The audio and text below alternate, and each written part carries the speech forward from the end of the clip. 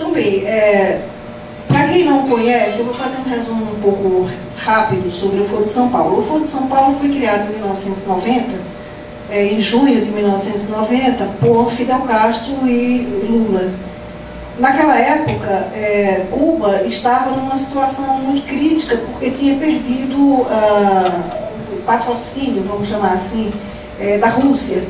E suas finanças estavam muito afundadas e a miséria estava muito grande.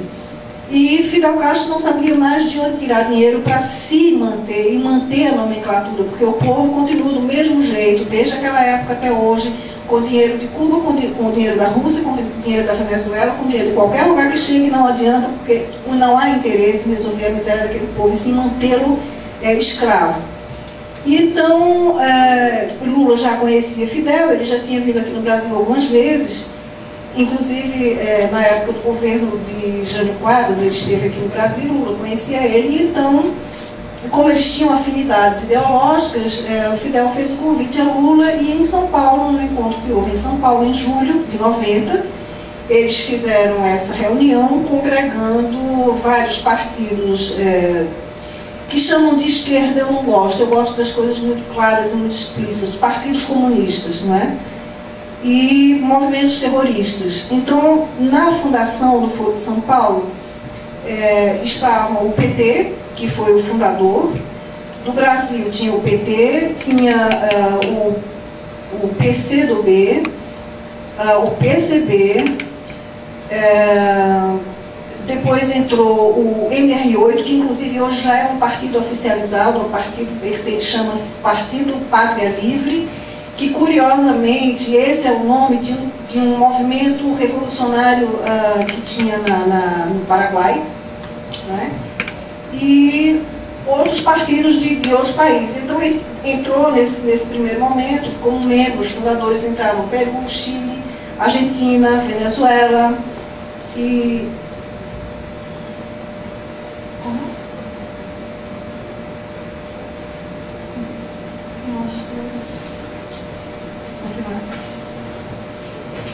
E entraram, foram também participantes desse primeiro encontro, movimentos terroristas como, por exemplo, as Farc e o ELN da Colômbia, o MIR chileno,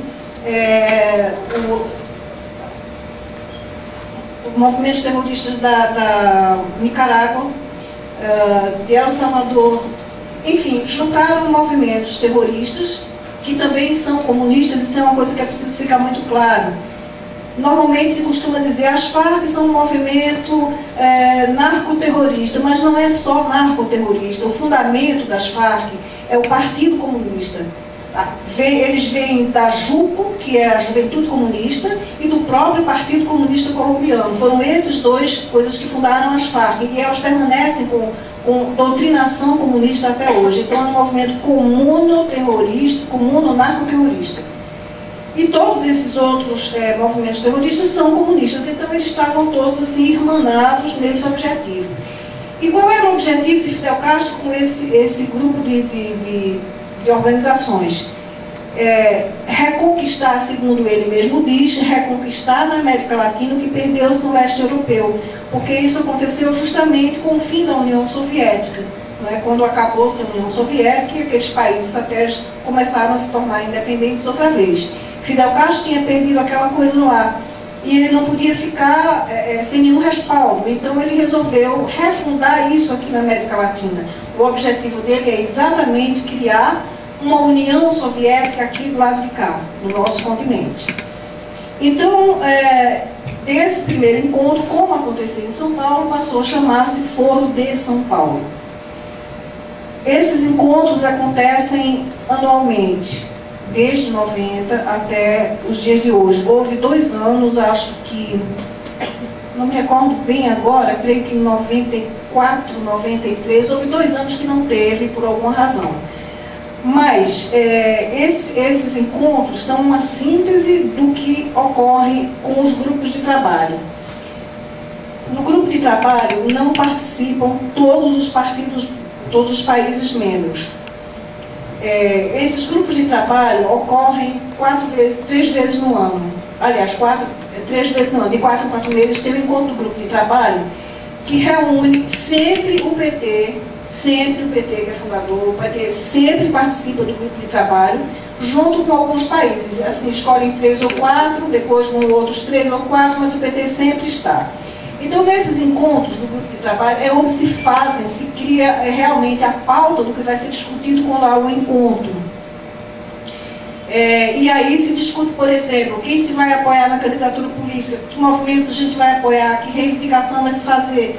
Tudo é elaborado, a pauta principal é elaborada a partir desse grupo desses encontros do grupo de trabalho. E no final disso tudo, eles elaboram uma pauta maior, uma carta de intenções, como eles chamam, que é lançada no encontro anual.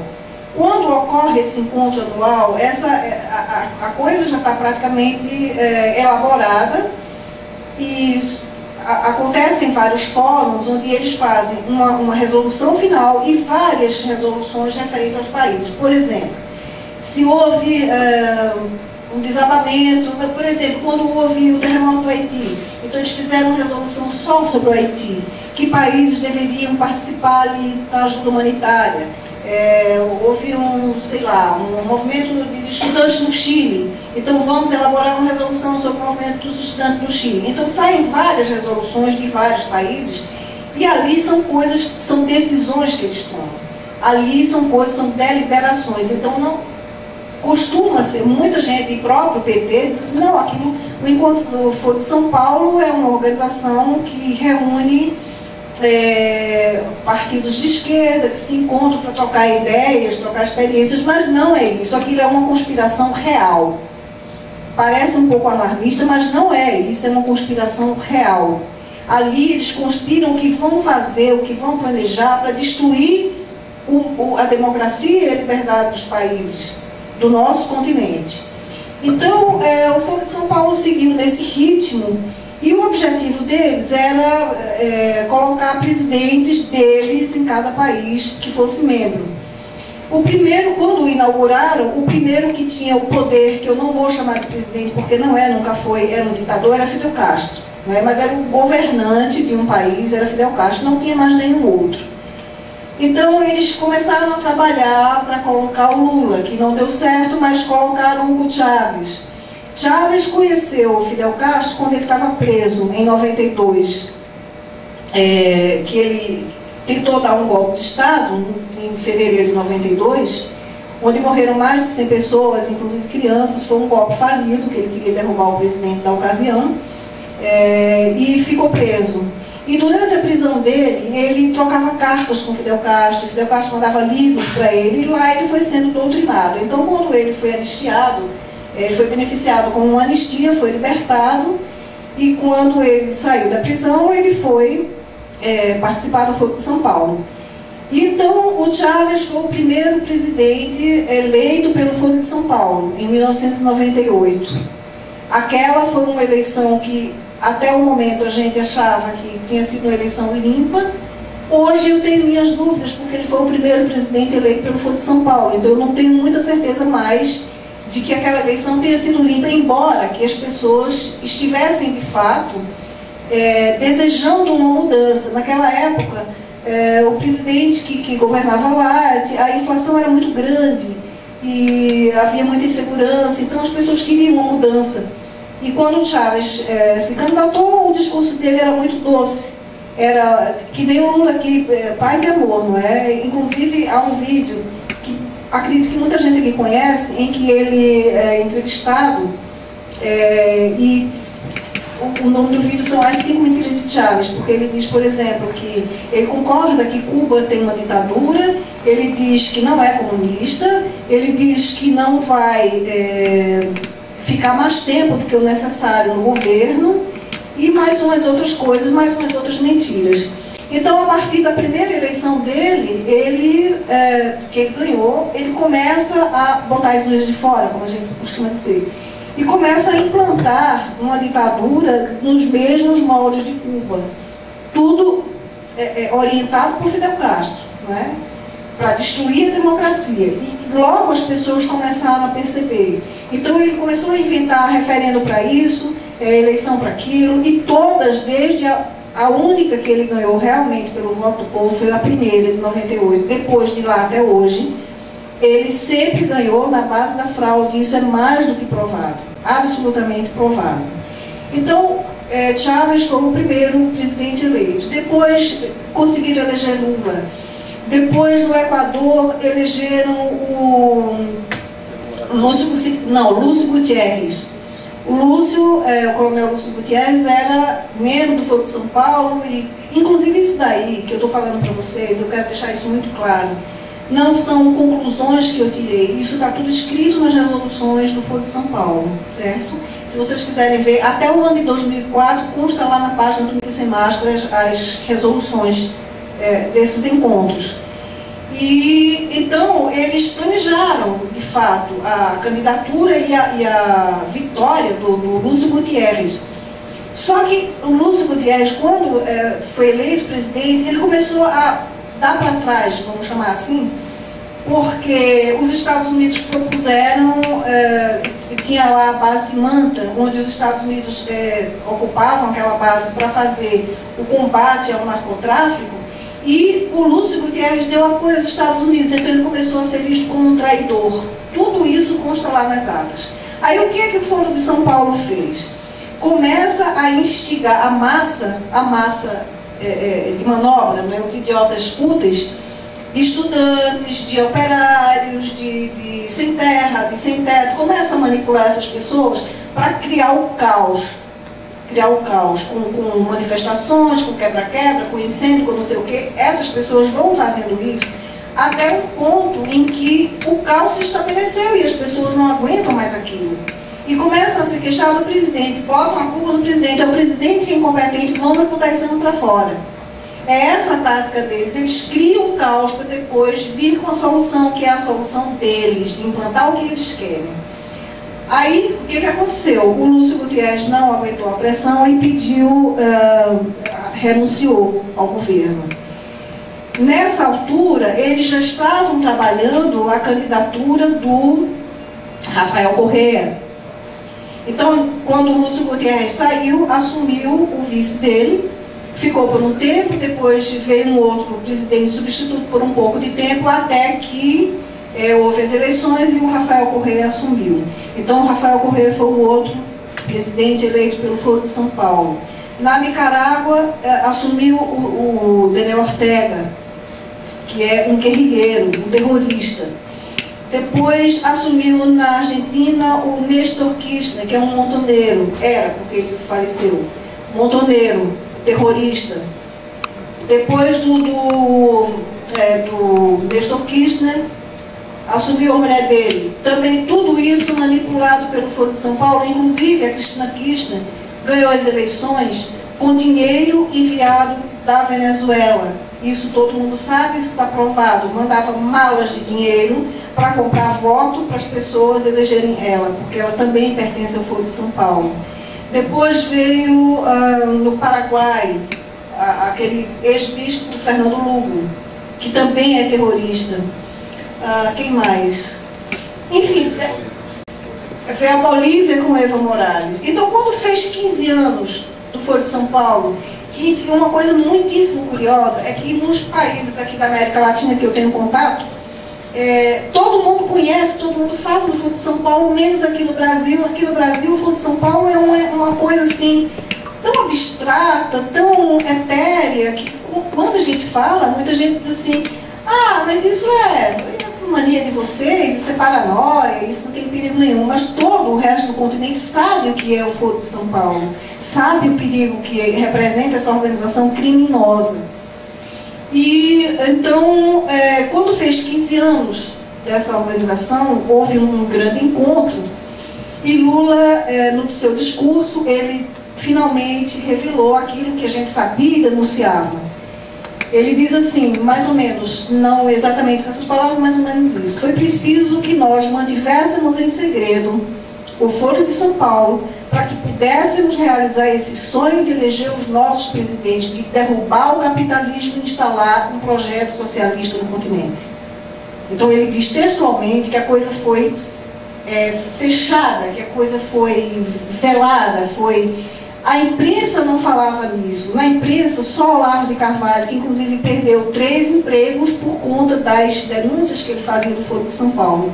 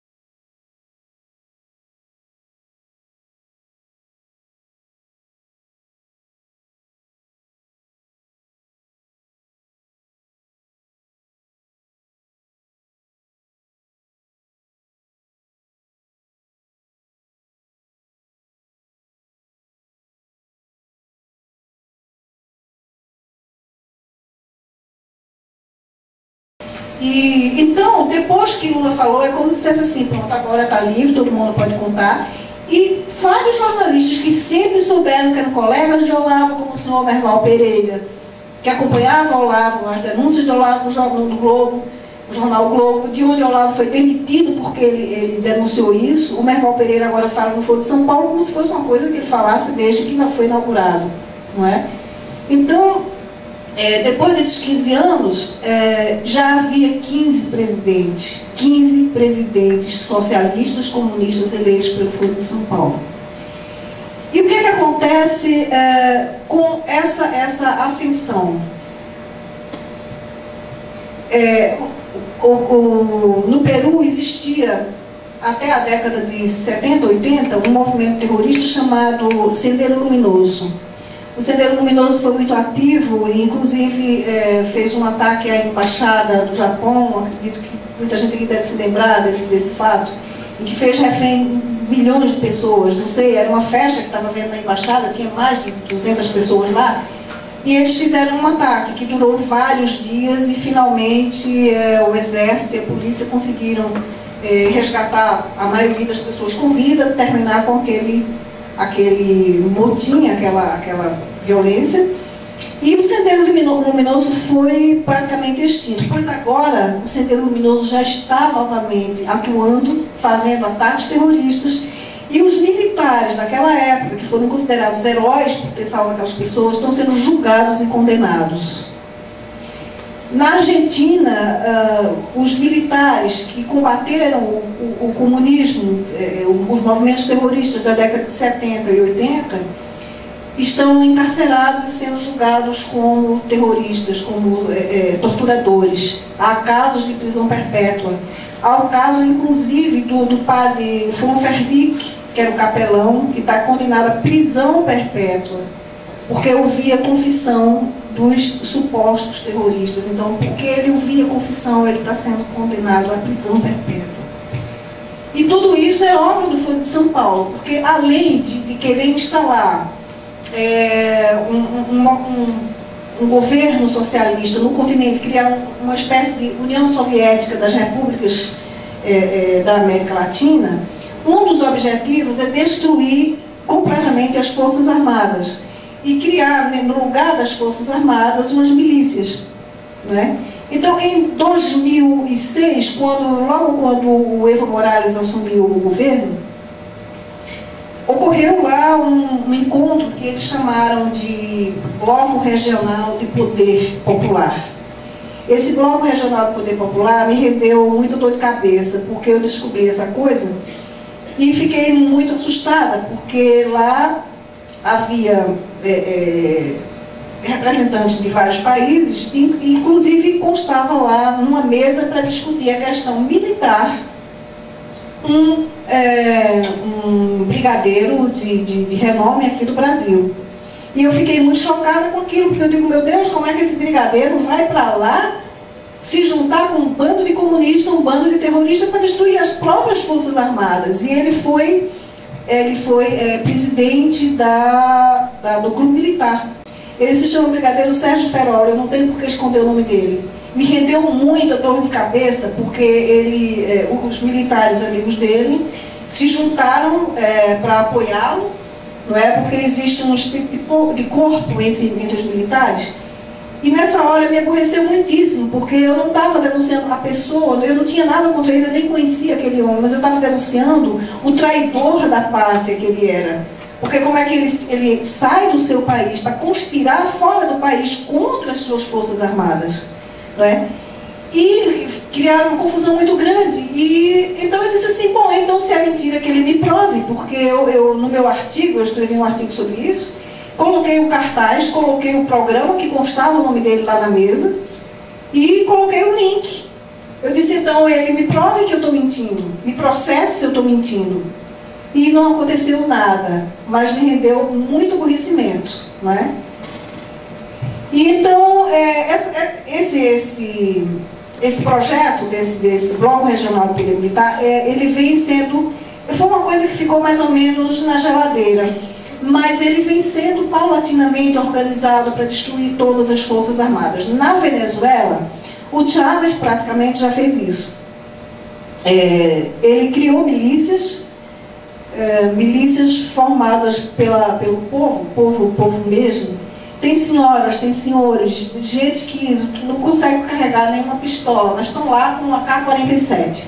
Ele armou essas pessoas de metralhadora, deu um treinamento de 30 dias e disse que é o povo em armas, que tem que estar pronto para defender o país contra os Estados Unidos, que é o grande inimigo hipotético dele, né?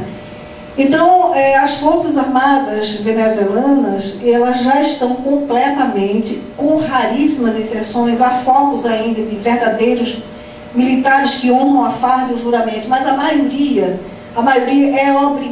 foi obrigada a gritar pátria, socialismo ou morte, venceremos, que é o lema do Che Guevara, que o Chávez adotou e que foi uma ordem de Fidel Castro.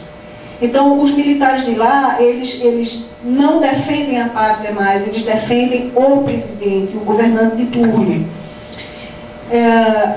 Vindo mais para cá, sempre baseado nesse projeto, na Argentina já os militares estão sendo processados.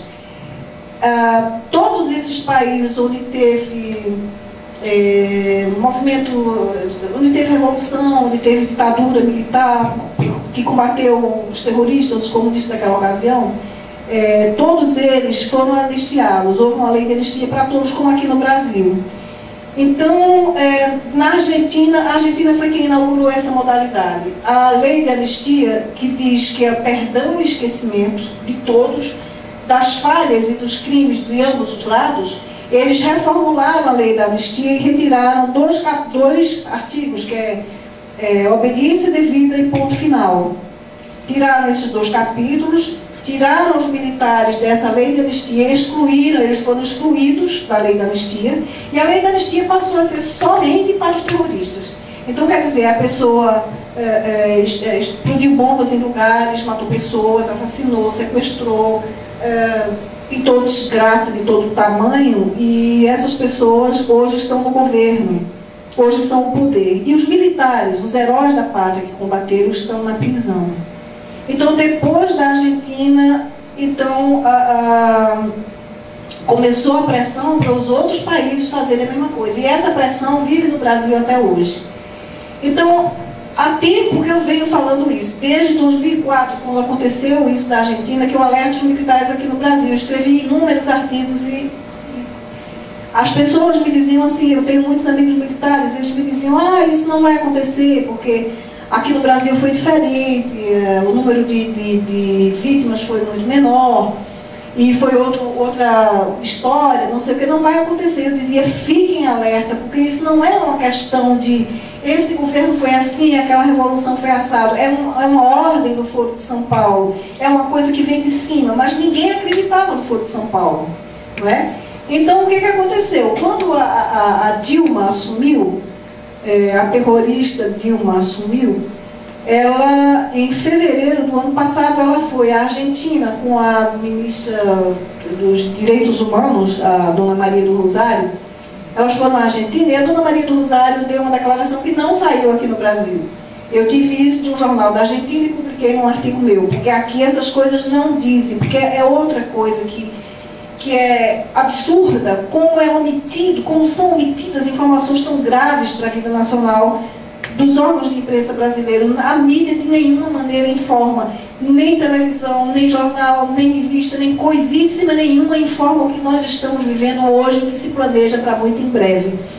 Então, a Dona Maria do Rosário, numa entrevista que deu, ela falou que até o final do ano o Brasil iria fazer modificar essa lei da anistia.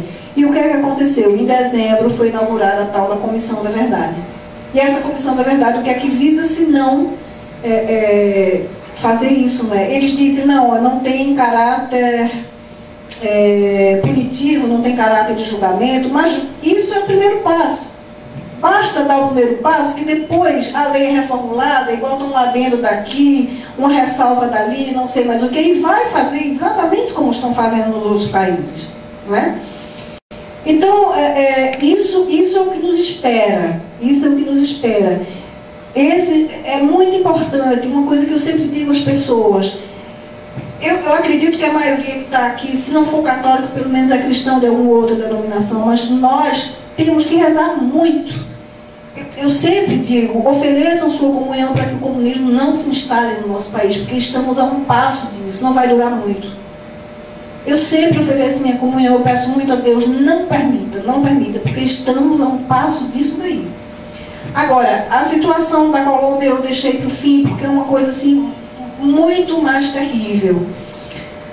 As Farc eram um bando terrorista mais ou menos pequeno até a década de 70. Existia um outro grupo terrorista chamado ELN, que foi fundado, que tinha uns cabeças, era um ex-padre terrorista, o padre Camilo Torres,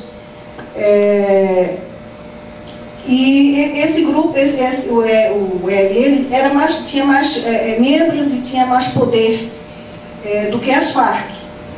E então, na década de 70, houve um combate chamado Operação Anori, em que praticamente dizimaram a ELN, mas o presidente de turno daquela época, acho que foi o Virgílio Barco, ele fraquejou num determinado aspecto e deu fôlego novamente, da mesma forma que o Sendero Luminoso está tomando fôlego hoje. Então as Farc começaram a crescer. Quando o ELN ficou menor, as Farc cresceram. E cometeram muitos crimes hediondos, coisas absurdas, coisas assim, impensáveis. De ataque de todo tipo. Por exemplo, eles usam uma coisa que eles usam muito, são as minas terrestres, que lá chamam-se mina quebra-pata, porque quando ela não mata a pessoa, ela geralmente decepa pés e pernas e braços, ela mutila as pessoas. Então costumam chamar minas quebra-pata.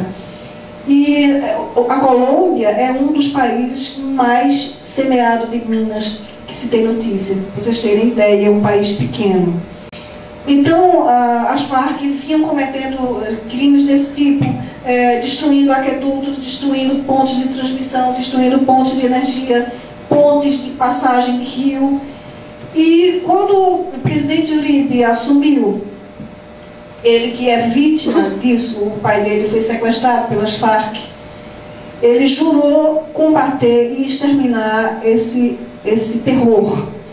E vinha fazendo um trabalho belíssimo, tanto que ele foi reeleito no primeiro turno. As pessoas amam aquele homem assim de uma maneira muito sincera. Eu estive na Colômbia na época que ele era presidente, eu pude verificar que isso é real, é verdadeiro. E tanto que eu até estava comentando com o Joel, essa primeira vez que eu fui lá, eu não sei aqui quem conhece, mas Bogotá é uma cidade bastante alta, ela tem 2.900 metros de altitude, mas é muito cercada de montanhas verdes, uma coisa muito bonita. E aí eu perguntei para o meu amigo que tinha me levado, eu disse, é ali que as Farc ficam? Ele deu uma gargalhada e falou, não, elas antes ficavam ali. Agora elas foram empurradas para o interior das selvas. Porque o Uribe conseguiu fazer isso com o plano de segurança democrática. Ele conseguiu empurrar, assim, deixar as Farc acuadas no máximo possível. E as pessoas começaram a ter direito a circular novamente pelas ruas e andar e viajar de um estado para outro livremente, sem medo de assalto, sem medo de sequestro, sobretudo sequestro.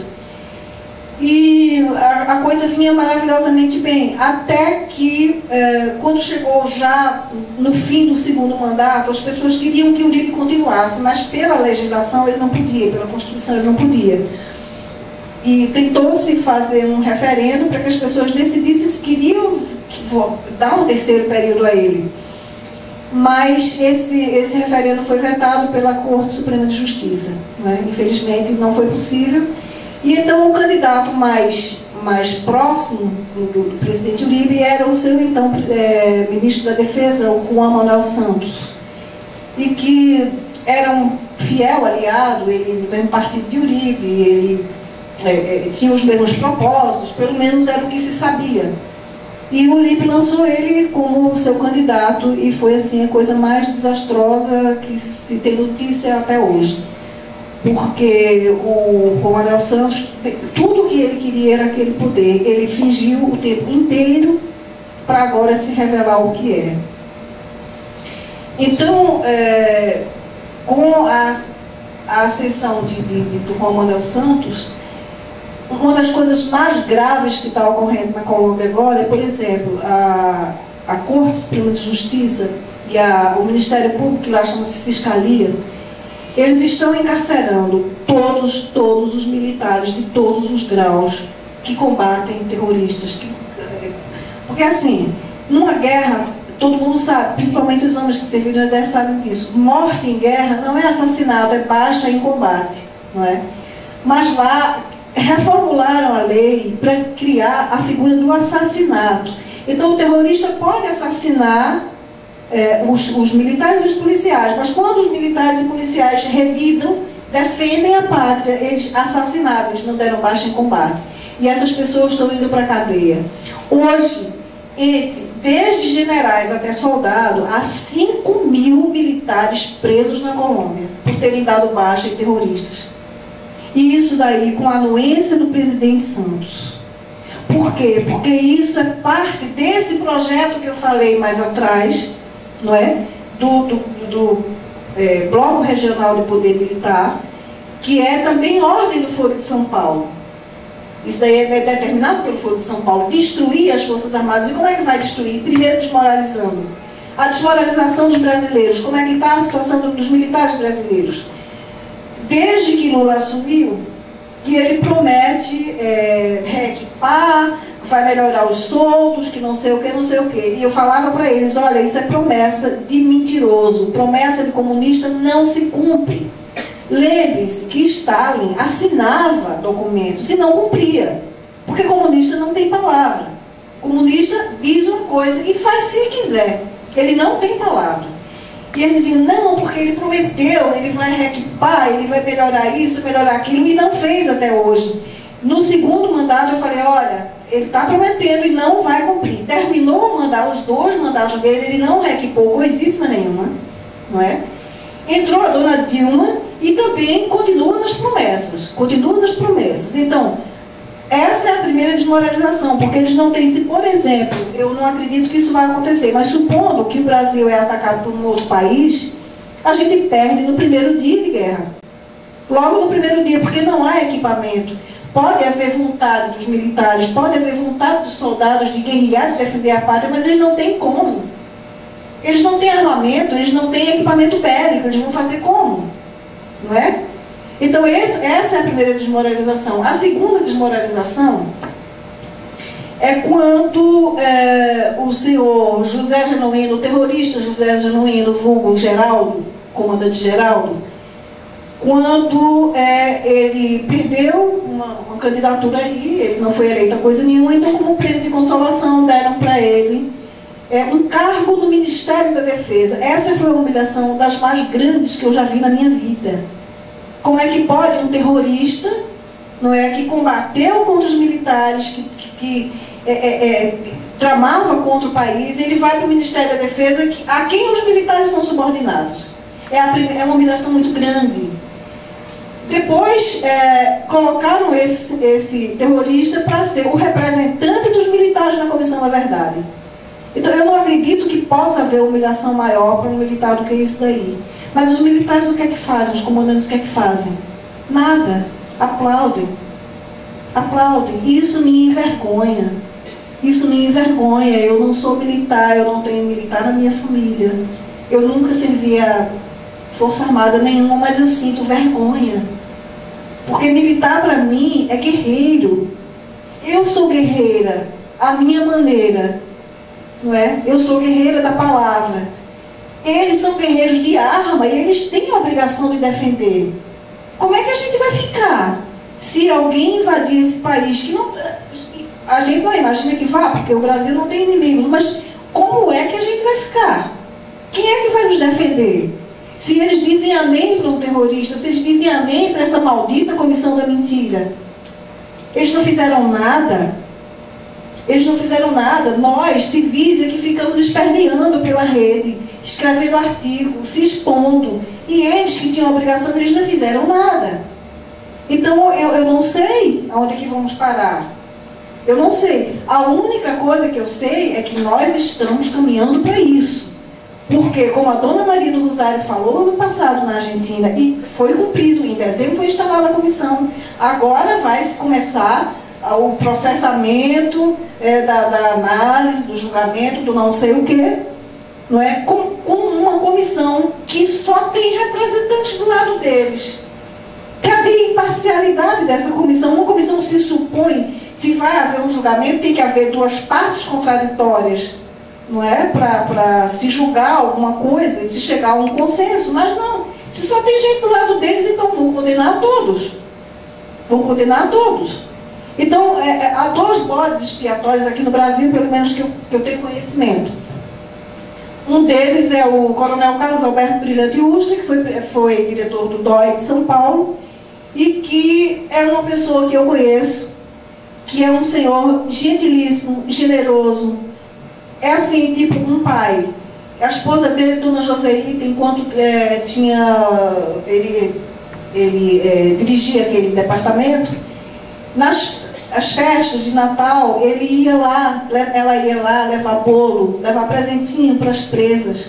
E hoje elas dizem, como aquela Beth Mendes, que abriu a boca para dizer que foi torturada por ele.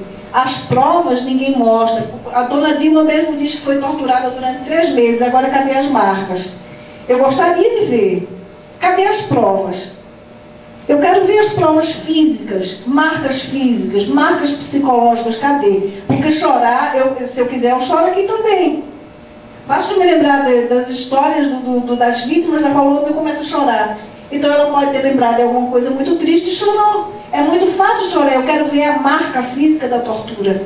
Nenhum deles tem.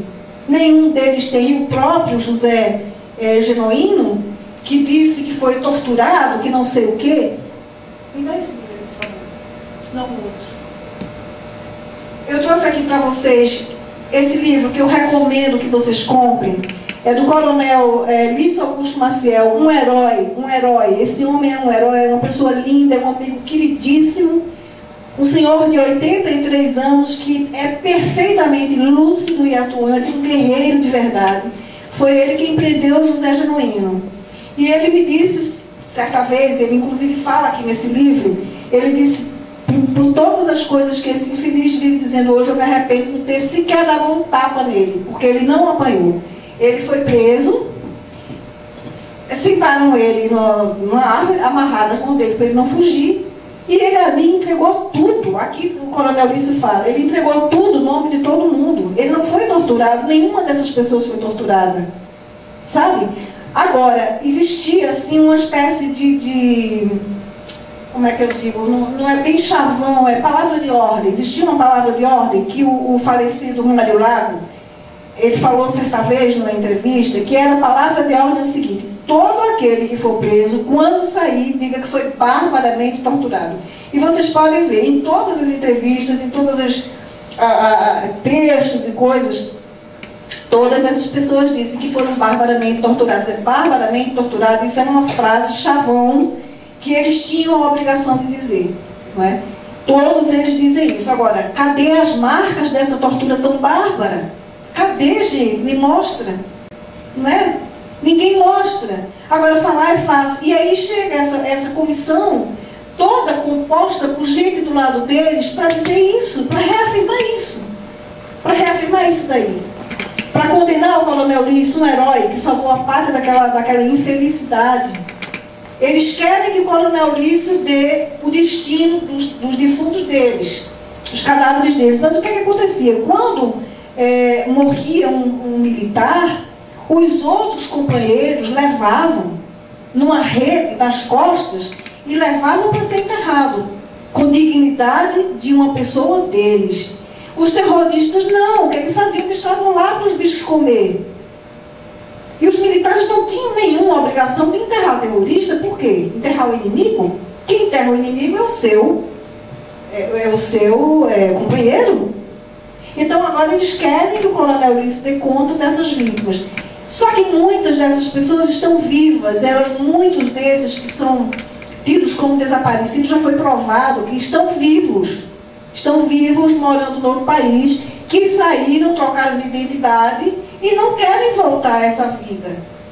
Não querem voltar para o Brasil, não querem mais saber disso. E aí como é que fica? Os militares falharam muito em não ter se imposto, sabe? Eles falharam, por exemplo, quando eles combateram a subversão, os atos terroristas, mas não combateram no campo cultural. Eles não ensinaram às pessoas o que é comunismo. Eu, por exemplo, desde menina, como minha família sempre foi muito católica, eu sempre ouvia dizer que comunismo, que a gente não podia se aproximar do comunista, porque comunista é mau, comunista é ateu, comunista não acredita em Deus. Isso era tudo que eu sabia. Agora, o que de fato o comunista tinha feito, nunca me disseram. Eu vim aprender agora, depois de velha. Foi que eu vim saber o que realmente, os crimes que eles cometeram. Então, eu creio que os militares falharam nesse aspecto também. Enquanto eles combatiam no campo físico, no campo da subversão e do terrorismo, eles deviam também ter feito um trabalho nas escolas, porque aquelas aulas de educação moral e cívica e de OSPB, não era outra? OSPB, elas não ensinavam o que era isso, não diziam o que era isso, não é? Não falavam que era comunista, então devia dizer, olha, eles fizeram isso, eles mataram assim, eles torturaram, eles explodiram bomba em quartel, eles mataram, assassinaram o soldado Mário Cosel Filho, fizeram ele em pedaços num carro-bomba, um sentinela de um quartel, não é? Eles explodiram a bomba aqui no aeroporto dos Guararapes, matando gente inocente. Deviam ter dito isso, mas não disseram. Então o que ficou? Ficou a história recontada, reescrita por eles. E essa geração, que talvez aqui tenha muita gente dessa geração que já pegou a coisa dos livros que eles escreveram, não sabe o que é a verdade, não é? E agora eles vão fazer essa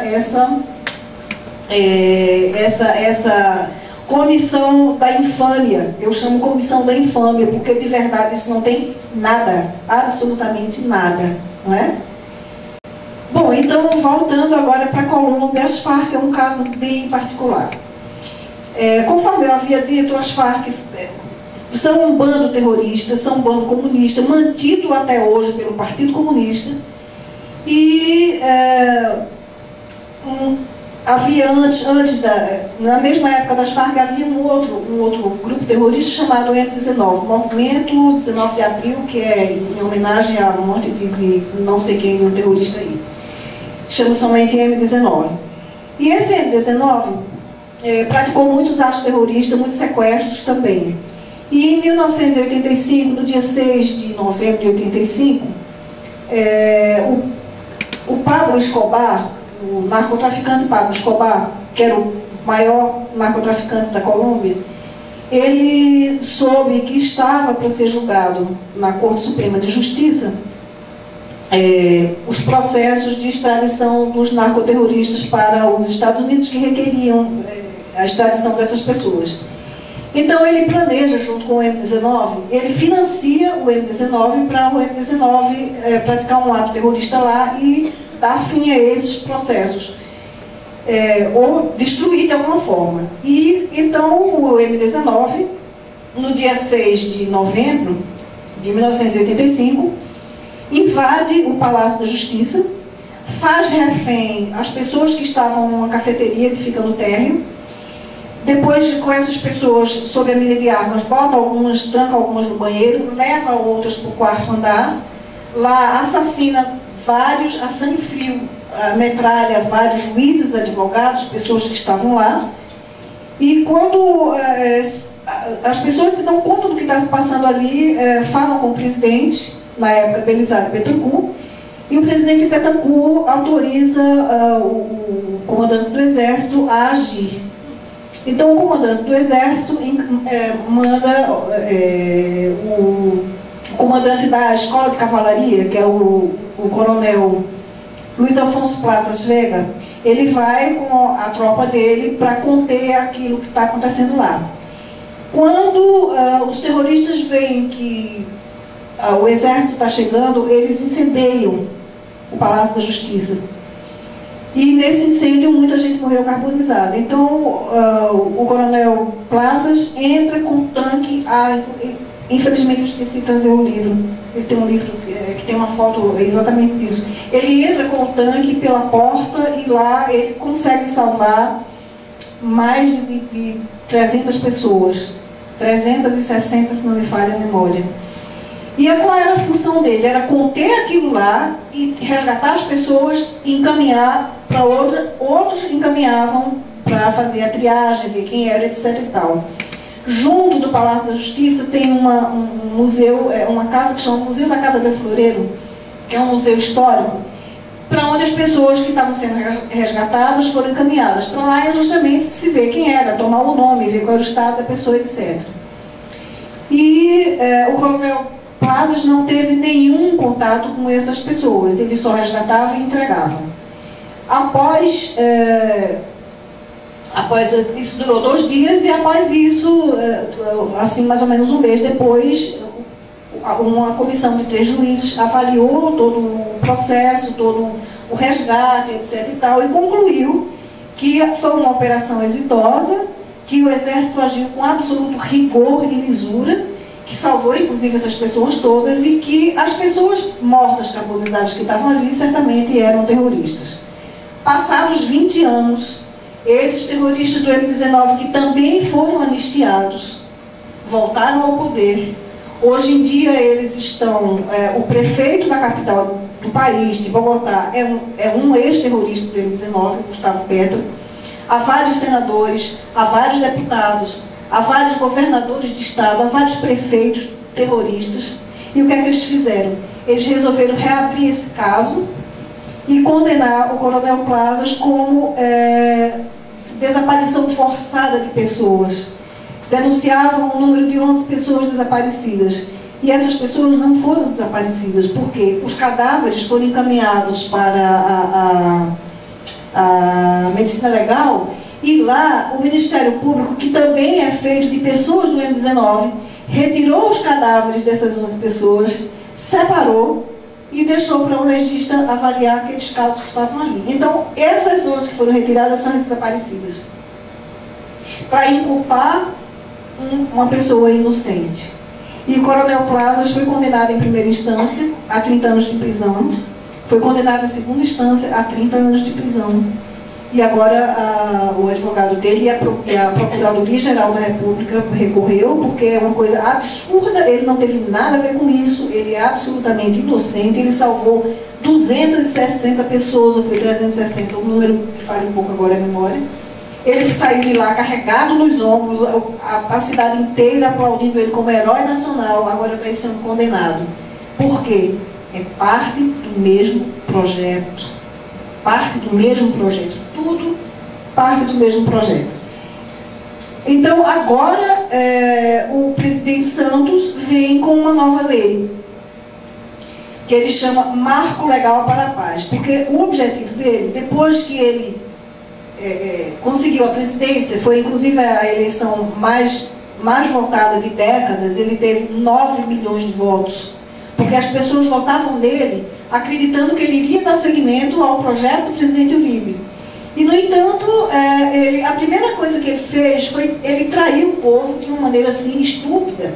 A primeira coisa que ele fez foi reatar relações com Chávez, não com a Venezuela, porque havia um desentendimento. O Chávez se desentendeu com o Uribe, ele odiava o Uribe, vivia dizendo horrores, chamando ele de mafioso, não sei o quê, e romperam relações diplomáticas por conta de o presidente Uribe acusar a Venezuela de abrigar os terroristas das Farc, inclusive com provas de satélite, mostrando que tinha os acampamentos. Isso foi entregue na OEA, foi uma denúncia feita na comissão da OEA, e Chávez rompeu relações diplomáticas com a Colômbia. Quando o Santos assumiu, só 2 dias depois, a primeira coisa que ele fez foi um encontro com Chávez lá em Cartagena, onde reatou as relações e ficaram muito bem, e ele disse que passou a chamar Chávez como o meu mais novo melhor amigo. Isso foi a primeira bofetada que os colombianos receberam, porque todo mundo lá tem Chávez como inimigo da Colômbia, inimigo do povo colombiano, né? E nesse encontro não se soube direito, porque não foi revelado, o que foi que eles conversaram. Apenas o Santos disse que aquele encontro seria para... porque a Venezuela tinha uma dívida de 800 bilhões com os empresários colombianos, e ele disse, não, com esse acordo a gente vai selar a paz e os empresários vão receber o dinheiro deles, etc e tal, é necessário. E as pessoas ficaram acreditando, o dinheiro não foi pago até hoje. E depois ele foi mostrando as coisas que foram acordadas naquele encontro. A primeira coisa que foi acordada foi retirar a queixa da OEA de que a Venezuela tem bases das Farc, mantém os chefões das Farc lá dentro do Forte Tiuna, que é onde funciona também o Ministério da Defesa da Venezuela. O Timochenko, que é o atual secretário-geral das Farc, vive lá. O Ivan Marques, que é o secretário de Relações Internacionais das Farc, vive lá no Forte Tiuna. Então, Santos mandou retirar essa queixa com provas de satélite, com provas fotográficas das pessoas lá. Mandou retirar. Isso é a primeira bofetada assim, gigantesca no presidente Uribe, porque desmanchou e deixou ele desmoralizado. Depois, o Chávez vinha reclamando porque, não só ele, como todos os outros países pertencentes ao Foro de São Paulo, o Brasil, inclusive, vinha encabeçando muito essa história, que os Estados Unidos têm um acordo de cooperação militar com a Colômbia. E, na época da renovação desse acordo, os Estados Unidos propuseram, como o Correia tinha cortado o direito de uso das bases de Manta, dos Estados Unidos lá nas bases de Manta, então os Estados Unidos propuseram eles utilizarem as bases colombianas, mas não era para implantar base norte-americana, e sim utilizar junto com os colombianos aquelas bases de lá. Então, o Chávez foi quem encampou essa ideia ridícula de que os Estados Unidos iam implantar 8 bases na Colômbia, quando não ia implantar nenhuma só. Aí o que o Santos fez? A segunda medida dele, antes tinha encaminhado, o Congresso resistiu que isso fosse votado, porque esse projeto, essa ampliação desse projeto tinha sido feito de forma irregular, não sei o que, deveria ser votado pelo Congresso. Então o que Santos fez? Mandou retirar isso daí e encerrou o contrato com os Estados Unidos. Um contrato que era, assim, fundamental para a segurança, porque os Estados Unidos ofereciam satélites, tecnologia, equipamento, helicópteros de última geração que ajudaram muito nesse combate, não é? Que deu baixa de vários cabeças das Farc. Retirado esse acordo, os Estados Unidos pararam de ceder tecnologia e armamento e etc., e apoio mesmo bélico. Então, a partir daí, começou o enfraquecimento dos militares, não é? E com essa lei que diz que eles são criminosos, está botando eles na cadeia, levando eles para a prisão, sendo condenados, tem um major que é super condecorado, um major Maldonado, esse daí me partiu o coração. Ele é um militar que sempre foi o primeiro de turma, super condecorado como herói, de várias batalhas, de várias coisas, um rapaz moço, de 30 e poucos anos. Ele foi condenado a 50 anos por ter dado baixa a um terrorista. Um terrorista. A coisa é assim, absurda, é gritante. Então, como se tudo isso não fosse pouco, aí o Santos, que só sonha com a reeleição, ou então em receber o Prêmio Nobel da Paz, ele quer, de qualquer maneira e a qualquer custo, dizer que selou a paz no país, que acabou com o movimento terrorista. Então, o preço que ele está oferecendo é o seguinte: ele criou uma lei chamada Marco Legal para a Paz, que os colombianos imediatamente passaram a chamar Marco Legal para a Impunidade. Porque o que faz? Ele diz assim, que os terroristas que se entregarem, não é? Disserem que não querem mais ser terroristas, eles vão ser anistiados, não vão pagar nenhum minuto de cadeia, vão ter seu nome limpo. É como se fosse assim, como os latinos sempre dizem, borrão e cuenta nova. Vira a página e a folha está em branco. Entende? É isso daí que vai acontecer. Então, um terrorista que assassina crianças, que recruta meninas para serem prostitutas dos chefões, meninas de 12 anos, que fazem elas abortarem, porque uma guerrilheira não pode ter filho. Quer dizer, essas pessoas vão ter a ficha mais limpa do que os militares que combateram eles e que estão presos como assassinos. É isso que Santos está fazendo com essa lei. Essa lei já foi aprovada no dia 15 de maio. No dia 15 de maio, as Farc cometeram um atentado violentíssimo no centro de Bogotá contra o Dr. Fernando Londoño Hoyos, meu amigo pessoal.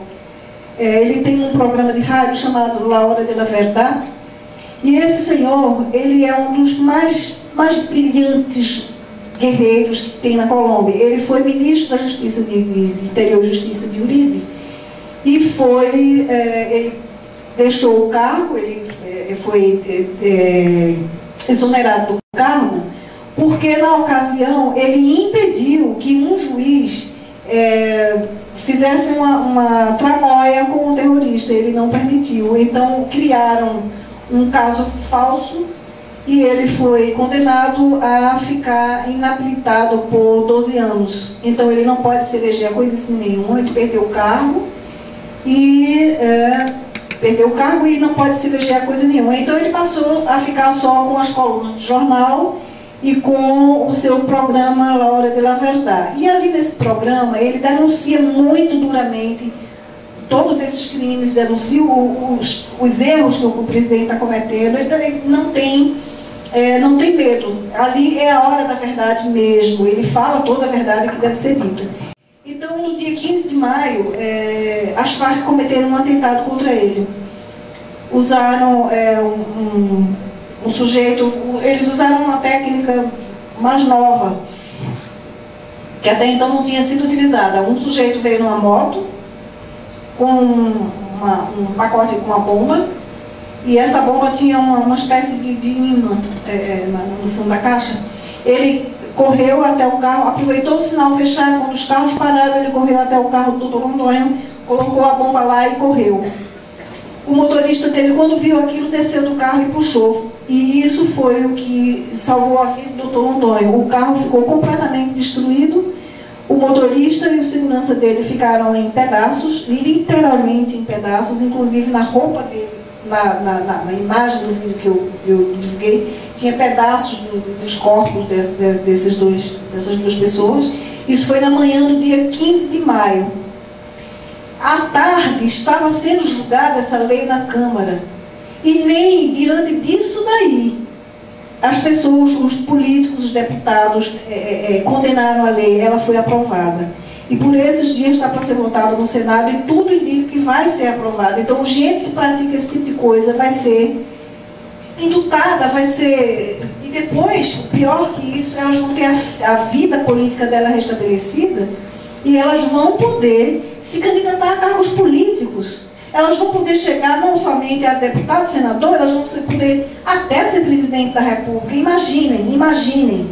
É como nós aqui, com um terrorista na presidência.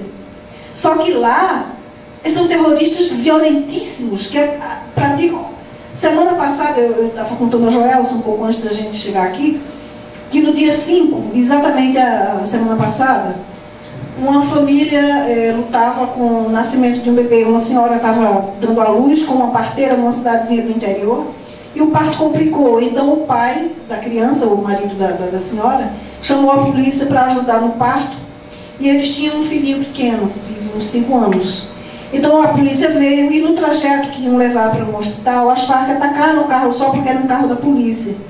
E assassinaram essa mãe grávida, o bebê dela, a parteira, os 2 policiais, e o pai e a criança ficaram muito gravemente feridos. E essas pessoas, elas vão ser indultadas, elas vão poder se candidatar a cargo político. Essa nós estamos chamando de a lei, o marco da impunidade. Isso é um marco para a impunidade, é premiar o crime. E é isso que o comunismo faz. A gente não pode nunca, mas nunca de forma alguma dissociar terrorismo de comunismo, porque isso é uma coisa só. Eu não me lembro bem qual foi o Papa, eu acho que foi Paulo VI, João Paulo, não me lembro qual foi o Papa, que definiu muito bem que o comunismo é intrinsecamente mal. Eu digo, o comunismo é o mal encarnado.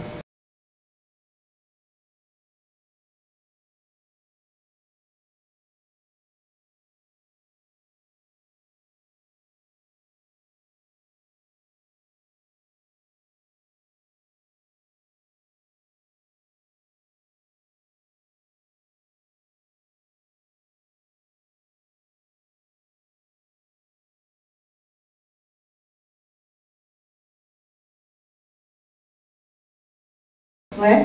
Então, todos nós que estamos aqui, eu acho que temos que ser um pouco guerreiros disso daí. A gente tem que denunciar. O meu objetivo aqui, eu estava dizendo para o Antônio, falando para o Joelson também, que o meu objetivo aqui de contar essas coisas para vocês, de alertar sobre essas coisas horríveis que estão acontecendo, que vão acontecer conosco muito em breve. Isso não é previsão futurista, não é premonição, não é nada disso, não. São fatos que eu venho acompanhando há 13 anos. E eu estou vendo tudo acontecer exatamente como está sendo previsto. Porque não sou eu que estou dando minha opinião, eu estou apenas relatando coisas que eles escrevem, que eles determinam, que eles estabelecem. Então, o que nós temos que fazer é denunciar, cada um de nós. Fala para o vizinho, fala para o amigo, se tem um blog, escreve lá. Se tem... um vizinho, a empregada, o porteiro, o assessorista, não sei, a qualquer um, fale, pelo amor de Deus, não votem no PT. Eu volto um pouquinho e dá uma pausa. Esses bujões, essa é a forma do ataque mais violento das Farc. Esses bujões, feito bujão de gás, eles colocam TNT, pólvora negra, pregos e excremento, tudo dentro. Para quê? Para quando a coisa explode, se pegar uma pessoa, tipo assim, pegou a perna, um estilhaço pegou a perna, ela não morreu toda. Mas aqueles estilhaços com o excremento vão dar gangrena, e se a pessoa não for atendida logo, ela morre também. Eles fazem isso tudo. Agora, esse ataque aí, que vocês estão vendo, isso daí, antes de passar, eu quero contar a história. Isso aí é uma espécie de aldeia de pescadores chamado Borradiá. E aí, essa área é uma área muito cobiçada porque ela dá para o Mar do Pacífico. Então, ali é muito fácil de escoar a droga nos submarinos que eles fizeram. Então, é uma área muito cobiçada por narcotraficante, pelas Farc, por ELN e pelas autodefesas que já não existem mais. Essas daí foram extintas realmente. Então, elas viviam brigando por esse território. E essa é uma área onde, nesse dia, que foi no dia 2 de maio de 2002, estava havendo um confronto entre as Farc e um outro grupo narcoterrorista. Então o padre da paróquia convida assim, um máximo de pessoas que ele pode, entre na igreja. Entraram muitas senhoras, muitas mães com criança no colo, velhos, pessoas que, assim, acho que puderam se abrigar ali. e eles jogaram essa porcaria desse cilindro bomba desse jeito dentro da igreja.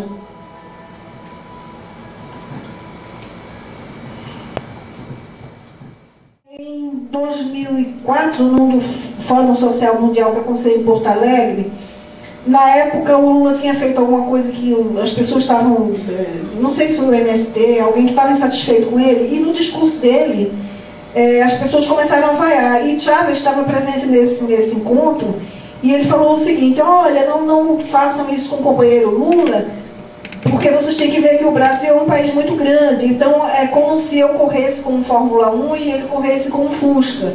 Então, na Colômbia, na Venezuela, a coisa eu pude implantar o socialismo com muito mais rapidez, porque é um país menor. Mas no Brasil não pode ser assim, tem que ir devagar.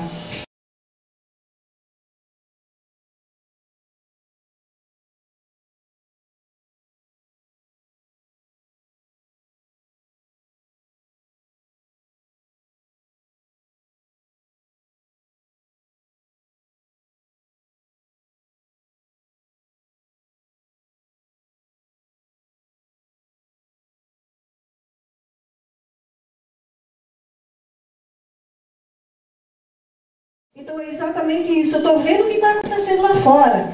Por exemplo, essa história mesmo dessa Comissão da Verdade, eu estou falando desde 2004, que está acontecendo na Argentina, eu estou alertando, isso vai acontecer e os militares debocharam de mim. Isso vai acontecer. Depois, em 2006, veio esse tal outro bloco regional de poder, que eu falei novamente, olha, vai acontecer isso. E a Comissão da Verdade é isso daí.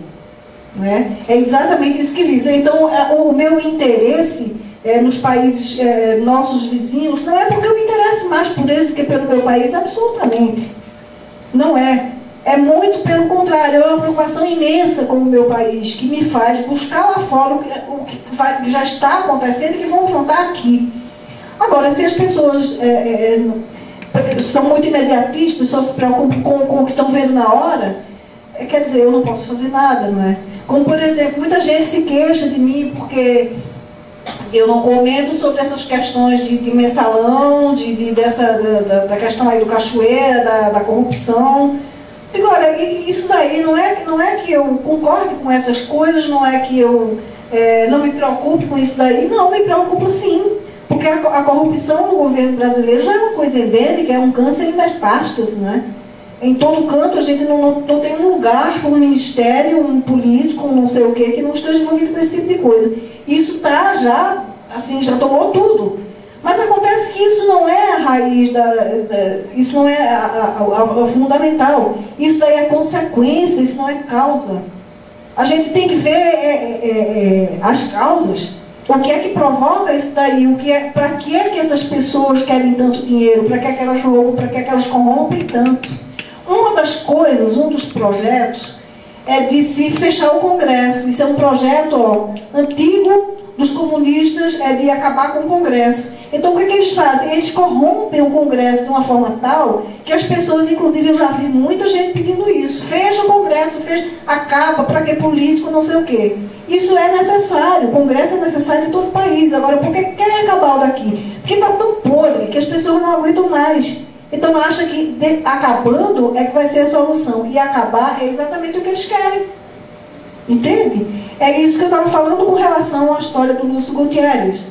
Eles criam o caos para as pessoas começarem a se revoltar e pedir exatamente aquilo que eles querem.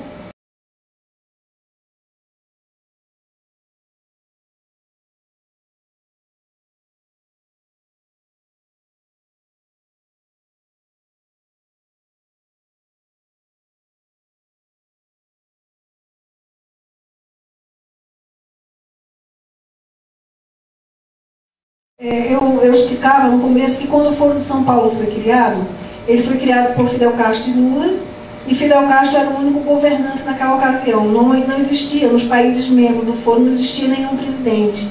Então o objetivo deles era colocar em cada país membro um presidente deles.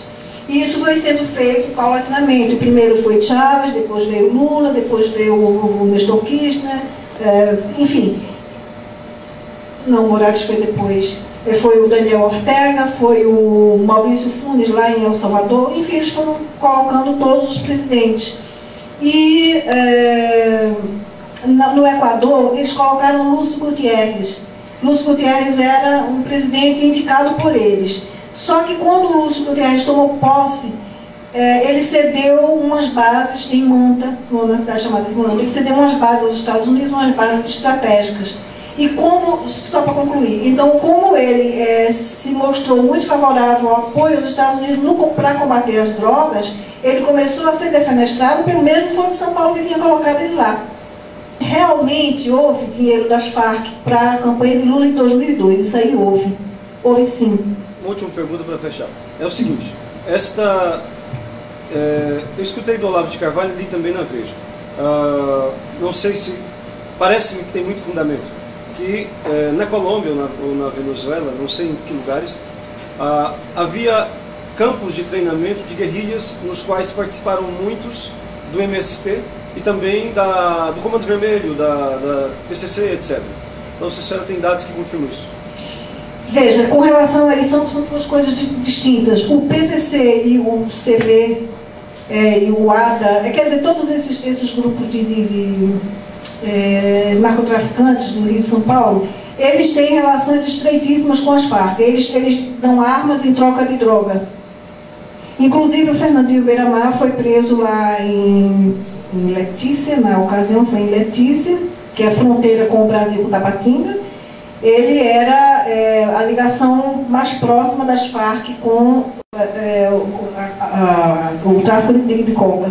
Só que Fernandinho Beiramar continua preso e comandando. Ele continua comandando de lá, não é? E ele fazia o negócio dele era na troca entre armas e droga. Agora, o MST é treinado pelas Farc. O MST é treinado pelas Farc. O MST é o braço político do PT. Inclusive, eu soube por um correspondente, isso eu não tenho como provar, eu não tenho as provas e eu não tenho como pesquisar.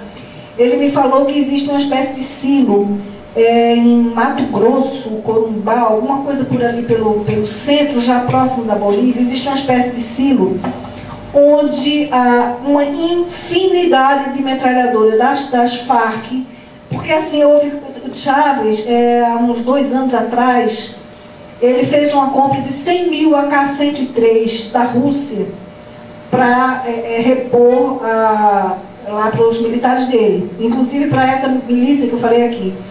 E todo mundo ficou se questionando, e o que foi feito das armas que existiam? Ele repassou para as Farc, que repassou para o MST.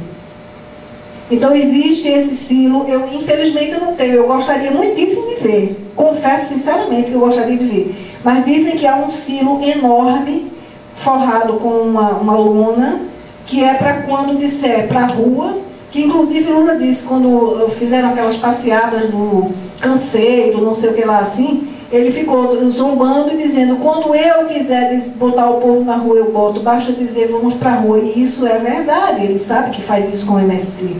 Basta dizer rua e todo mundo vai com as armas que estão escondidas lá das Farc.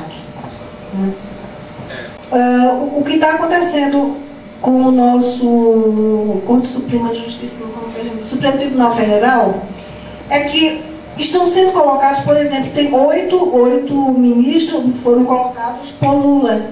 Então essas pessoas são colocadas lá propositalmente a dedo, inclusive são pessoas dele, não é?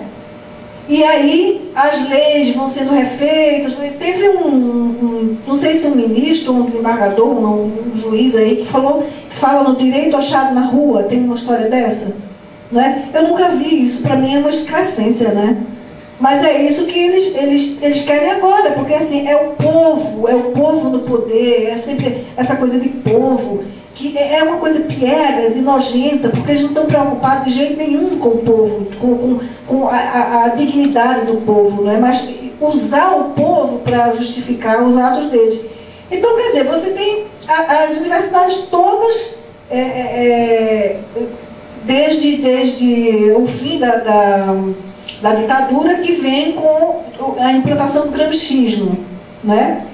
E utilizando as técnicas de Gramsci, de lavagem cerebral, de mudança, inclusive mudança de termos, não é? E, quer dizer, se essas pessoas são formadas dessa maneira, elas não sabem pensar de maneira diferente. Então eu acredito que um pouco do que você perguntou está por aí. Elas já são formadas a pensar daquela maneira. Agora, e vão ocupando cargos públicos, cargos importantes, e vão chegando a juízes, a ministros, a promotores, a não sei mais que. É claro que elas vão querendo moldar a lei de acordo com aquilo que elas aprenderam. E isso é feito propositalmente. É feito propositalmente. Até que se implante no país socialista de fato.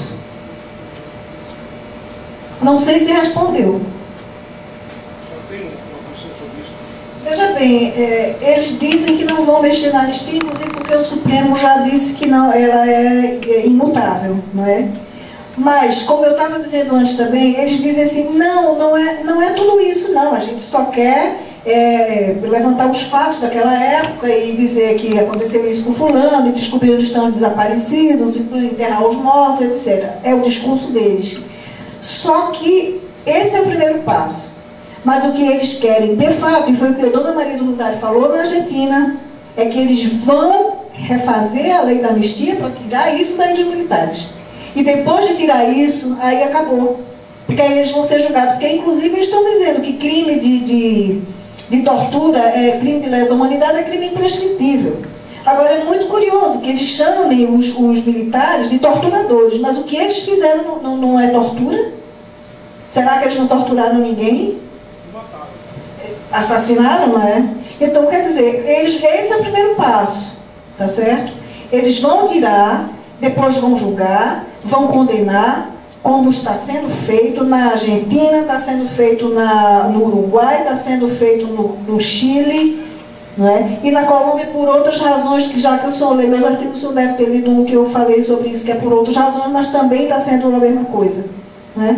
Porque o objetivo, e isso casa também, uma coisa que eu passou batido, esse objetivo do Foro de São Paulo é o mesmo objetivo das Farc. O plano estratégico das Farc é uma coisa assim que as pessoas não querem saber, não tem nenhuma preocupação, mas o plano estratégico das Farc é exatamente esse. A tomada do poder pela via legal. E essa lei da impunidade vai dar esse direito a eles. Depois que eles tomarem o poder, eles vão reformular todo o sistema, porque eles dizem mesmo que esse modelo de governo que a Colômbia tem, eles não aceitam, eles não obedecem, eles não reconhecem aquelas leis como leis, eles querem refazer tudo para implantar um projeto socialista. Não é? E destruir as Forças Armadas é um projeto muito imediato. Há acho que uns 15 dias, talvez vocês tenham visto, que saiu nos jornais, é que a ONU mandou, disse, sugeriu, não sei o que foi, que deve-se acabar com a polícia de São Paulo. Alguém viu essa notícia aqui? Pois é. Quer dizer, a ONU, que quando foi criada, era um projeto válido, era um projeto bom, porque foi logo após a Segunda Guerra, para amparar aqueles países dos opressores, não é? E o objetivo era legal. Hoje em dia é um manto de comunista, que só trabalha para comunista, só opera em favor dos comunistas. Então a ONU é o maior interessado nisso. A ONU defende, se não explicitamente, mas implicitamente, defende as Farc. E essa história, quando eu li aquilo, eu digo, não acredito que a ousadia chegou a tanto, mas chegou. Então eles vão fazer isso. O linchamento moral já houve, quando botaram o Genuíno para ser o defensor dos militares. O que é isso? Que desmoralização com o Coronel Lício? Pelo amor de Deus, eu falei com ele semana passada e disse, meu coronel, o que é isso? Como é que vai ficar essa história? Veja bem, eu vou falar alguma coisa aqui, que a senhora já falou aí também, e eu acho que o conselheiro também falou, é com relação à informação. Né? E eu digo isso, posso até dizer assim, falo de cadeira, porque eu participei do movimento sindical, aqui lá pelos anos 90, e trabalhador de usina de açúcar, para o empresário era visto como um cachorro. Era dessa forma. E eu fiz parte de uma diretoria do sindicato, e na oportunidade, por direitos tanto constitucional como do dissídio coletivo, primeiros 36 meses nós fizemos 54 greves na usina de Pernambuco, coisa inédita, para cumprir a Constituição de 88, porque eles não cumpriam o direito do dissídio coletivo. Então, foi muito fácil a gente que fazia parte daquele movimento aderir ao que se chamava de esquerda. Foi muito fácil, porque os patrões nos empurraram para isso. Infelizmente, tinha na usina de onde eu nasci, também Tony nasceu também lá, Antônio, a gente chama de Tony porque ele é meu sobrinho, tinha lá um dizer o que era comunismo. A gente olhava aquilo ali e ninguém sabia nada do que era aquilo. Comunismo é isso, comunismo é aquilo, e quem aderisse era demitido da usina, ou então ficava numa lista negra que não tinha direito a mais nada. Então, eu cheguei à conclusão hoje que os nossos patrões e aquelas pessoas que são chamadas de direita, porque eu não acho que são de direita, eles contribuíram para isso. Eu não digo lá nos países que a senhora falou, mas aqui no Brasil. Fizeram com que a classe trabalhadora aderisse com a maior facilidade a esse sistema que está aí. Hoje, mentiroso, falso, enganando a todo mundo. Que eu, graças a Deus, deixei de fazer parte. Então, há essa carência imensa de informação. Eu assisti aqui, dado pelo cidadão que está aqui, um filme, História da Rússia, História da União Soviética. É pior do que aquilo que a senhora mostrou aí. É algo estarrecedor. E ninguém sabe. Essas coisas deviam se passar nas escolas, nas universidades. Então as pessoas que têm um poder de informação deviam informar o que é. Eu me debato porque eu faço parte também do movimento da igreja e até com parte. Por que é que não fala de política? Não, isso não pode não. Meu Deus do céu, política, não é politicagem. Então, falta dizer isso às pessoas com força. Porque o cara que fazia a propaganda do Hitler dizia que uma mentira repetida 100 vezes torna-se uma verdade. O Joseph Goebbels, ele dizia isso. Então, e a gente está vendo isso, o pessoal mentindo descaradamente e sendo aplaudido. É o que vai acontecer com a Comissão da Verdade. Eles estão sacramentando a mentira que vem sendo repetida. Então, só para encerrar, então acho que a gente tem que bater nessa tecla e mostrar realmente o que é uma coisa e o que é outra, porque senão eles vão tomando vulto, já estão tomando, como você está dizendo aí, e daqui a pouco, como é que vai ser? Olha, veja só, o Brasil é o país que eu tenho lembrança que tem mais partido político. Nós temos 38 partidos políticos, eu nunca vi tanto na minha vida. Tanto. Agora, você espreme qual é de direita? Não tem. O que talvez pudesse ser feito era pegar, assim, as pessoas que são realmente, verdadeiramente conservadoras de direita, saírem desses partidos e aí se juntar num só. Mas isso é complicado, né? Eu acho que isso é difícil. Esse livro daqui, o Heitor de Paulo escreveu em 2008, chama-se O Eixo do Mal Latino-Americano. É uma obra-prima para quem quer conhecer e saber melhor sobre tudo isso que eu falei, menos a parte da Colômbia, das Farc, porque isso daí é mais uma especialidade minha, né? Mas ele fala nisso. Esse livro que é brilhante, quem não tem, tem que ter. E tanto esse quanto o livro do Coronel Ulisses, vocês podem encontrar na livraria Resistência Cultural, que fica no Maranhão, em São Luís do Maranhão, Belém. Em São Luís, eu não tenho agora de memória o endereço, mas se colocarem lá no Google, Livraria Resistência Cultural, vocês vão encontrar.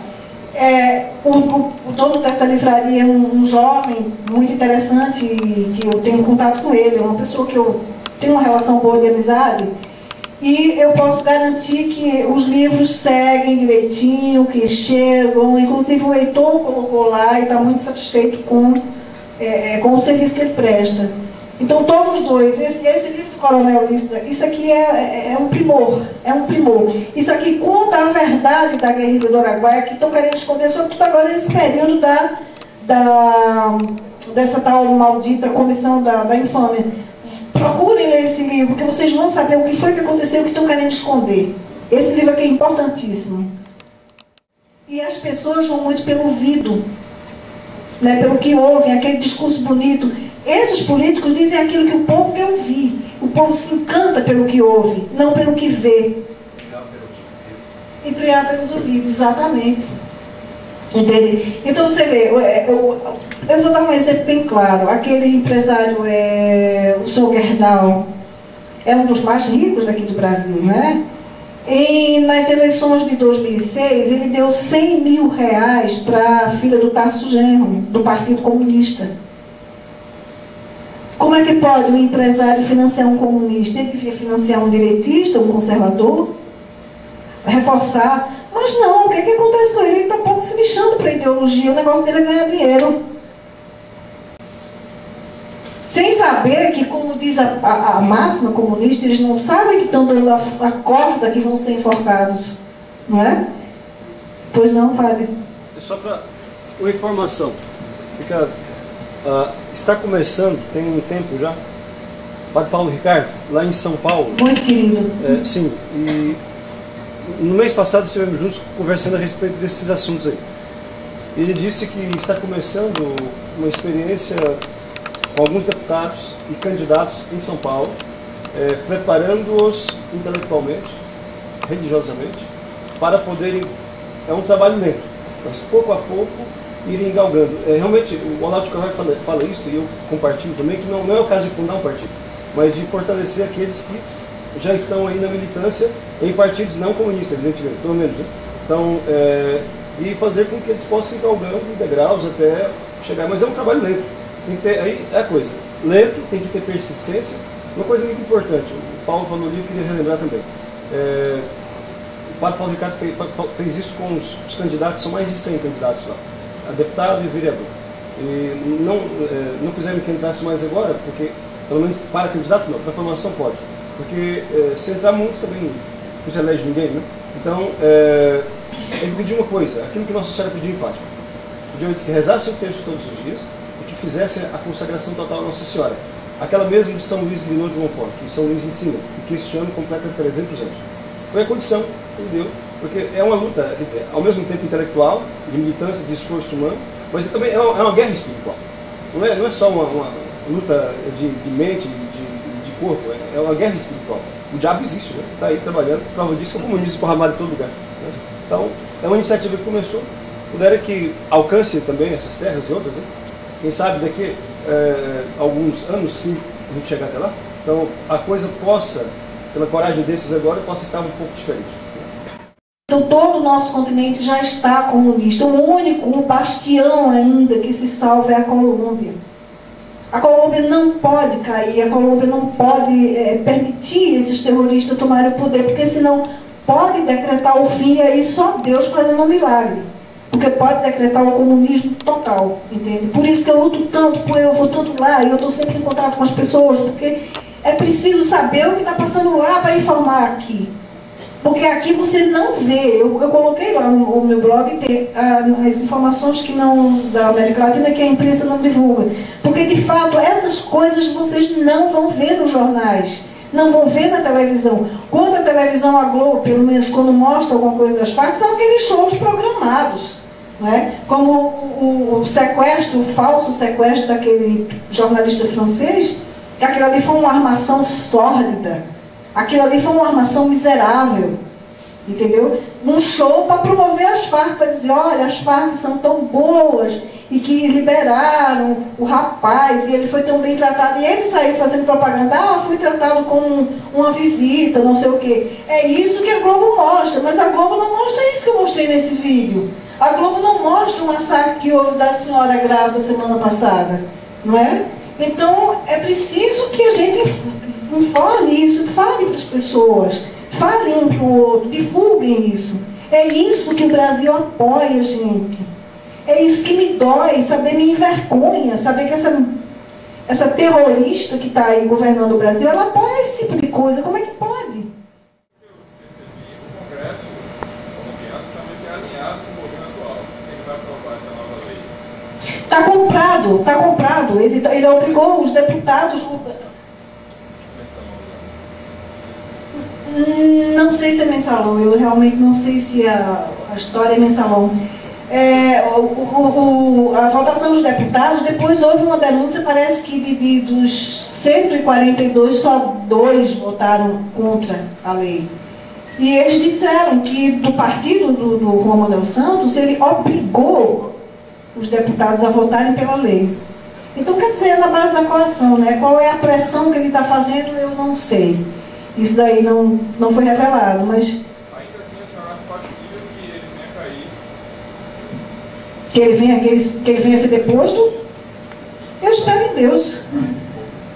Eu espero em Deus que o povo faça isso, porque realmente não é possível, não é possível. Ele tá trabalhando em prol das Farc. Mas os militares colombianos? Os militares colombianos estão, assim, se segurando, porque também, como os brasileiros, eles também são legalistas, não é? Eles cumprem a Constituição fielmente, eles devem a obediência ao comandante supremo, que é o presidente, entende? Mas eles não são tão subservientes como os daqui. Graça, poderia se traçar uma correlação do avanço do comunismo na América Latina com o crescimento de violência aqui no Brasil? Se mata aqui 50 mil pessoas ao ano, é um dos países mais assassinos do mundo. Então, essa criminalidade solta aqui no Brasil tem a ver com as Farc, com o tráfico de droga? É claro que tem. É claro que tem. Porque, por exemplo, um dado assim triste, o Brasil só é campeão nas estatísticas miseráveis, não é? Por exemplo, nós somos o segundo país do mundo maior consumidor de droga. Segundo país no mundo. Isso é uma vergonha, né? É uma vergonha. E aí por quê? Não é porque as Farc estão aqui do lado, porque a Colômbia é produtora de coca, ou a Bolívia é a grande produtora de coca. É porque existe conchavo entre os bandos narcotraficantes daqui com as Farc e com a conivência do governo, com o apoio do governo, que não faz nada. Eu vou contar um dado para vocês. Em 2009, 2008, 2009, a memória agora não está me focando bem. Foi preso em 2010. Foi preso no Amazonas um camarada das Farc chamado, o codinome dele era Tatareto. O nome realmente eu não me recordo agora. Esse camarada foi preso porque descobriram que ele tinha uma empresa de fachada, ele tinha um barco de pesca, ele tinha uma empresa de pesca lá em Manaus. E por uma bobagem, a Polícia Federal prendeu e começou a pesquisar e viu que achou que era coisa esquisita e descobriram que ele era das Farc. E vejam só como é que foi a coisa. O camarada tinha uma empresa de pesca, ele tinha um barco grande, bastante grande, tinha uma caminhonete, tinha 2 casas, tinha uma fazenda, enfim, tinha uma quantidade enorme de posses. E com ele trabalhava um irmão e mais umas tantas pessoas. Quando a Polícia Federal bateu lá, descobriu que ele tinha um rádio de escuta, rádio de comunicação, numa árvore, que se comunicava com a Colômbia. Porque assim, lá em Letícia, um militar amigo meu que serviu lá em Letícia me contou que é assim, aqui é Letícia, aqui é Tabatinga, divididos por uma rua. Então a gente só sabe o que é um país do outro, porque tem a bandeira de cada um, ou às vezes passa um militar e vê aqui na manga da camisa a bandeira do país, mas o que divide o país é uma rua. Então, o trânsito de um lado para o outro é muito fácil. Isso é uma coisa que há tempo denunciou, eu digo, olha, as Farc estão entrando para Tabatinga. Eles vêm de Letícia para Tabatinga, porque eles não vêm de uniforme, eles vêm de roupa de civil, vão lá comprar coisa no comércio, e de lá passa de barco, e é assim que eles vão se infiltrando. E as Farc têm acampamento aqui em Brasil, aqui na Amazônia. Não, porque não tem. O próprio general Heleno, que foi muito festejado e que comandou lá na Amazônia, disse, não, se as Farc entrar aqui, a gente combate. O tal do Nelson Jobim, quando era ministro da Defesa, com toda a empáfia do mundo, se as Farc entrar aqui, a gente recebe a bala. As Farc estavam lá há 10 anos. Há 10 anos, quando descobriram esse Tatareto, eles já estavam instalados lá há 10 anos, e eu falando que estavam lá e eles dizendo que era mentira minha. Aí, resultado, o que é que aconteceu? A Polícia Federal prendeu e não se soube mais nada, inclusive os policiais que prenderam ficaram muito aflitos, porque disseram assim, o que a gente vai fazer? O cara é das Farc, o presidente não vai gostar. Eu coloquei isso lá no meu blog, está lá no meu blog, eu denunciei, inclusive a ficha criminal desse Tatareto, eu recebi do Serviço de Inteligência do Exército da Colômbia, está lá, é a única ficha que existe no Brasil, foi minha. Se alguém tem, é copiado do meu blog. Eu recebi direto dos militares da inteligência do Exército da Colômbia. Então, nunca mais falou nesse caso. E eu fiquei procurando, eu tenho um correspondente que mora no Acre, de vez em quando me manda alguma coisa, no jornal que tem lá. E nada, não se botava o nome do homem, só saía as notícias velhas de maio. Meu Deus do céu, o que aconteceu? Quando foi agora, eu soube que uma juíza disse que não podia aceitar aquela prisão, porque o juiz que deu prisão ao camarada, ao Tatareto, pertencia a uma outra jurisdição que não tinha autoridade sobre aquela questão. Então, como ele era uma autoridade de outro departamento, ele não podia ter feito a prisão e, portanto, a prisão era ilegal e ela mandou soltar. Não é bonito? As pessoas se perdem por filigranas, não é? Filigranas de picuinhas jurídicas ridículas. Aí esse homem vai ficar aqui de novo, livre, não é? Ele comandava 100 homens, não é pouca coisa, é um pelotão, não é? E que vão se infiltrando aqui no Brasil. Ok. Estou sendo avisada que meu tempo esgotou.